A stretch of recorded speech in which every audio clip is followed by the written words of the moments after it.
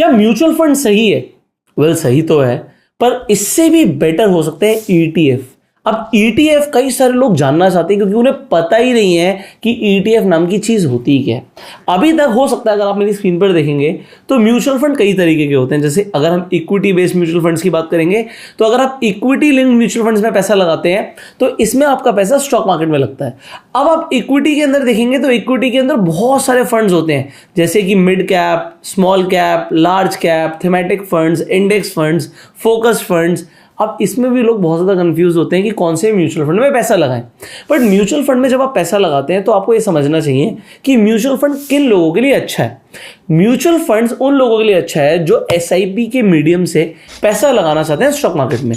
SIP का मतलब होता है सिस्टमैटिक इन्वेस्टमेंट प्लान।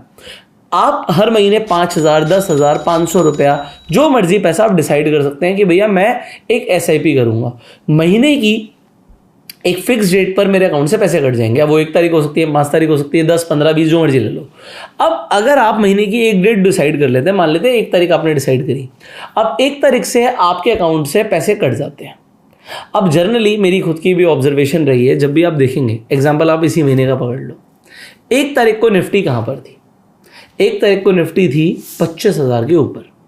और 2 तारीख को क्या हुआ? आपको क्या, 2 तारीख को तो मार्केट गिर गई, 2 तारीख को मार्केट 1% नीचे आ गई। जनरली मतलब मेरी ऑब्जर्वेशन रही है कि ज़्यादातर लोग एसआईपीज 1 तारीख को करते हैं और 1 तारीख को हमेशा उनको बढ़ा हुआ भाव मिलता है। आप देखेंगे 2, 3, 4 तारीख को थोड़ा सा मार्केट हल्का सा करेक्ट कर जाता है, बट ये मेरी लॉन्ग टर्म ऑब्जर्वेशन है। कभी ऐसा हो भी सकता है, कभी नहीं भी हो सकता, बट जनरली क्या होता है, लोग एक डिसाइड कर लेते हैं तारीख, 1 तारीख या 5 तारीख या 10 तारीख। तो इनिशियल पहले हफ्ते में लोग ज़्यादातर एसआईपीज करते हैं। रीज़न, क्योंकि तब उनकी अकाउंट में सैलरीज आती है।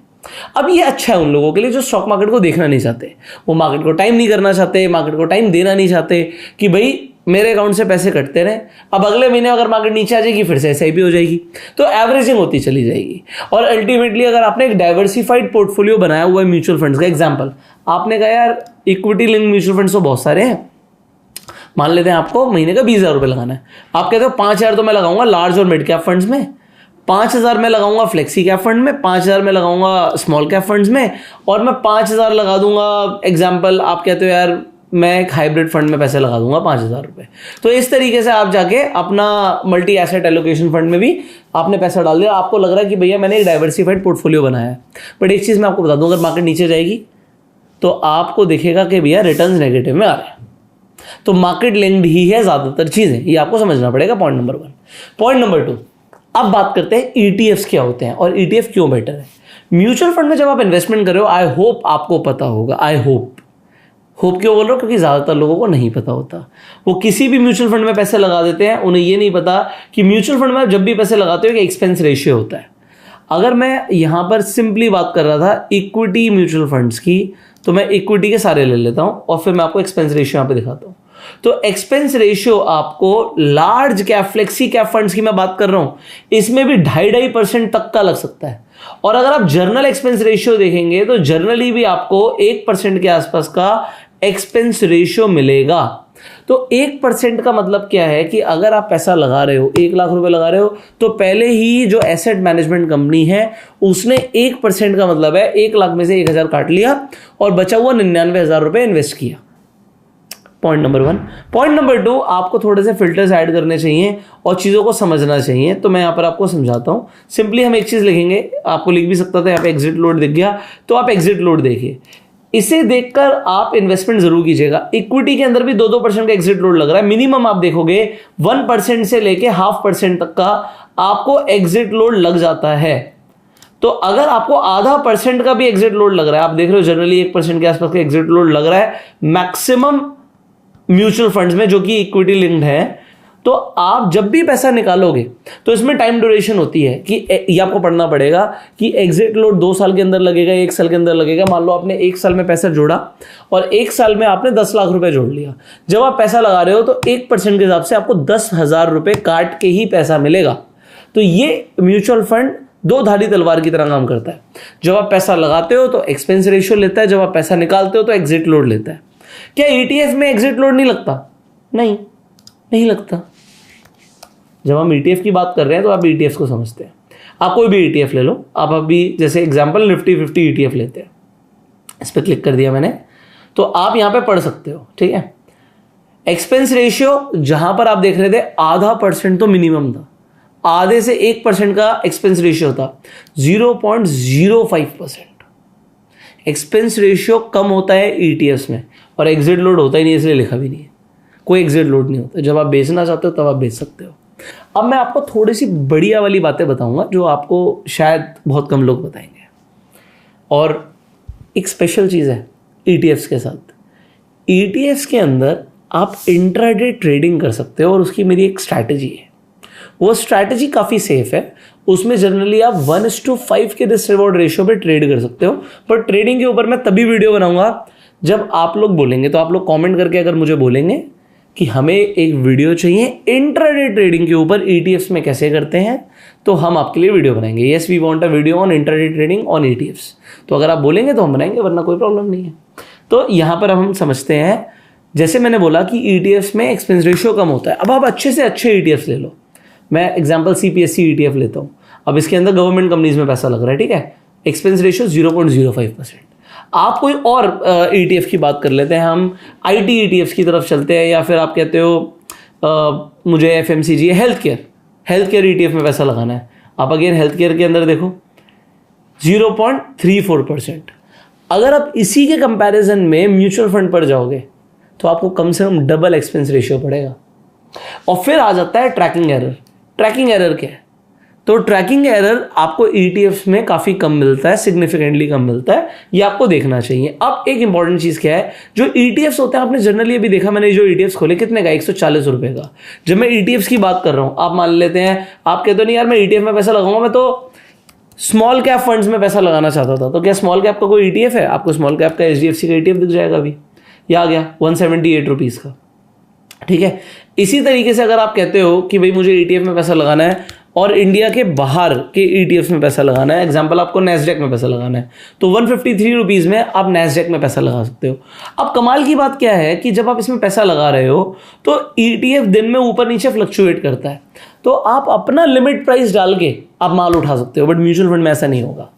अब म्यूचुअल फंड में क्या होता है, अगर आप म्यूचुअल फंड खरीदना चाहते हो, पहली बात तो आपका अगर ऑर्डर 3 बजे से पहले जा रहा है, ऐसा बोलते हैं, ऐसा करते नहीं करते, आप अपना एक्सपीरियंस कमेंट में बताना।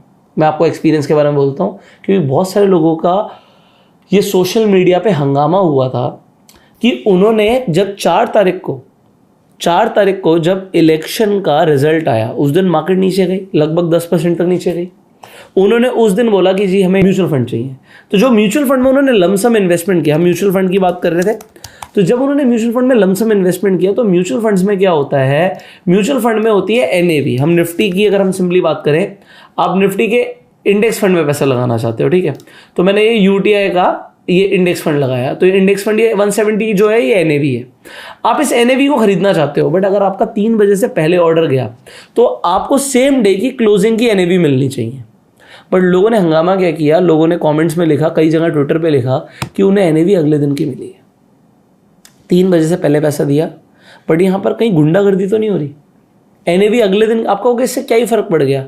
आप ज़रा गूगल करके बताइएगा या इंटरनेट पे ज़रा देखिएगा या अपनी रिसर्च कीजिएगा। 10% लगभग मार्केट गिरी थी, बट अगले दिन रिकवरी कितने % की है ये कमेंट करके बताना, है ना। थोड़ा सा पता लगेगा कि आप थोड़ा सा रिसर्च कर रहे हैं। तो अगर कोई 10% का फॉल पे पैसा लगाना चाहता था और मार्केट अगले दिन ऊपर चली गई, कितना गई वो आप बताएंगे, तो उसमें उसे वो बेनिफिट ही नहीं मिला। तो एनएवी आपको अगले दिन की मिल गई, और वो भी अगले दिन की क्लोजिंग की मिल गई। ऐसा नहीं कि सुबह उठते ही आपने देखा अच्छा चलो यार मार्केट तो फ्लैट खुली है, अरे मार्केट रिकवर कर गई, अब रिकवर कर गई तो आपको क्लोजिंग की एनएवी मिली। पैसे तो आपने एक दिन पहले ही दे दिए थे ना।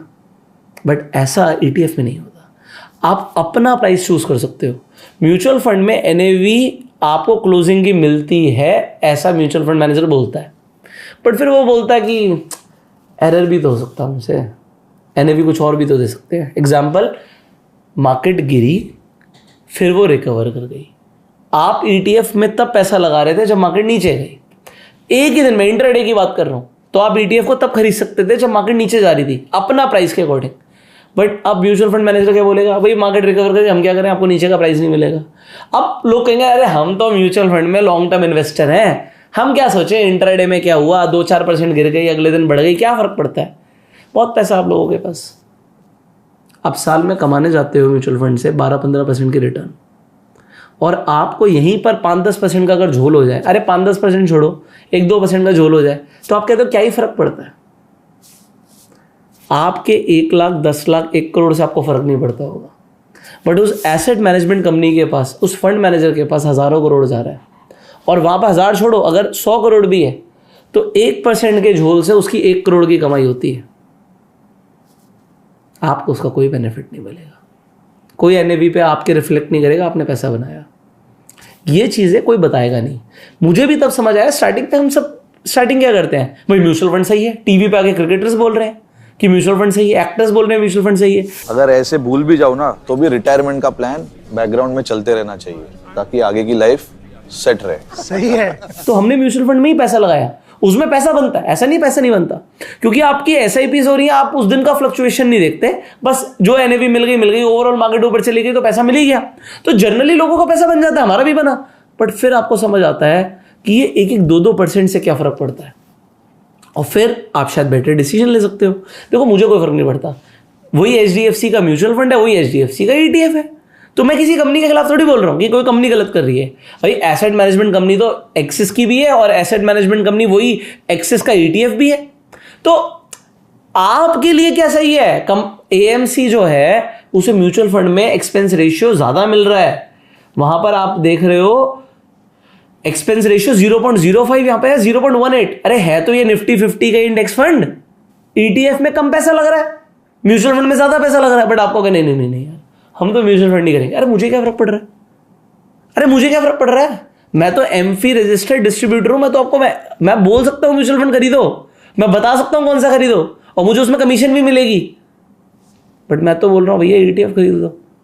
समझ रहे हो, मैं आपके भले की बात कर रहा हूं, बट आपको जो लोग मिलेंगे आपके आसपास, वो ये तो पैसिव फंड्स हैं, वो आपको एक्टिव फंड्स बेचेंगे, और एक्टिव फंड्स में ये एक्सपेंस रेशियो वाह वाह वाह कितना होता है, कमेंट करके बताना। तो आप लोगों को क्या क्या समझने की जरूरत है। ईटीएफ उन लोगों के लिए अच्छा है जो लोग खुद डिसीजन लेना चाहते हैं कि भाई हम आज खरीदेंगे, आज नहीं खरीदेंगे। ईटीएफ के अंदर भी आप एसआईपी वे से पैसा लगा सकते हो, इनफैक्ट उससे बेटर इन्वेस्टिंग स्ट्रैटेजी है। तो अगर आपको ईटीएफ की इन्वेस्टिंग स्ट्रैटेजी भी चाहिए तो कमेंट करके बताइएगा। देखो बताने के लिए मेरे पास बहुत कुछ है।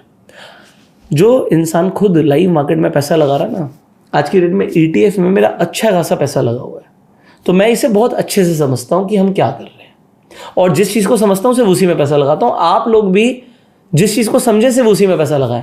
आप क्या म्यूचुअल फंड को डिटेल में समझते हैं? अगर आप समझते हैं तो आप बिल्कुल लगाइए। अगर आप ईटीएफ को आज समझ रहे हैं तो हो सकता है आपके लिए ईटीएफ बेटर हो, और अगर आपके पास बिल्कुल टाइम नहीं है, आपको लगता नहीं यार पैसे कटे मेरे को देखना ही नहीं है, तो फिर आपके लिए म्यूचुअल फंड बेस्ट है। तो म्यूचुअल फंड सही है पर ईटीएफ बेटर है। ये हैशटैग मैंने डाला है यहाँ पर, ईटीएफ इज बेटर, तो आप कमेंट में लिख सकते हैं ETF is better, so that मुझे भी समझ आएगा कि आप लोगों को मेरी वीडियो बनाने से समझ आ रहा है कि ईटीएफ इन्वेस्टिंग बेटर इन्वेस्टिंग है। बाकी आप इस वीडियो को शेयर कर सकते हैं अगर आपको लगा कि ये वैल्यूएबल इन्फॉर्मेशन है, बहुत सारे लोगों की हेल्प हो सकती है, बहुत सारे लोगों के पैसे बच सकते हैं। एंड हम आपसे मिलेंगे अगली वीडियो में। अगर आप स्टॉक मार्केट में नए हैं तो फ्री में जाके अपना डीमेट अकाउंट खुलवा सकते हैं, लिंक आपको डिस्क्रिप्शन और पिन कमेंट में मिल जाएगा, जिससे आप ईटीएफ में इन्वेस्टिंग कर सकते हैं, ट्रेडिंग कर सकते हैं। इनफैक्ट म्यूचुअल फंड में एसआईपी करनी है, वो भी उसके लिए भी आपको डीमेट अकाउंट ही चाहिए, तो डीमेट अकाउंट आप खुलवा सकते हैं। फाइनली हम आपसे मिलेंगे अगली वीडियो में, तब तक के लिए you go self made and जय हिंद।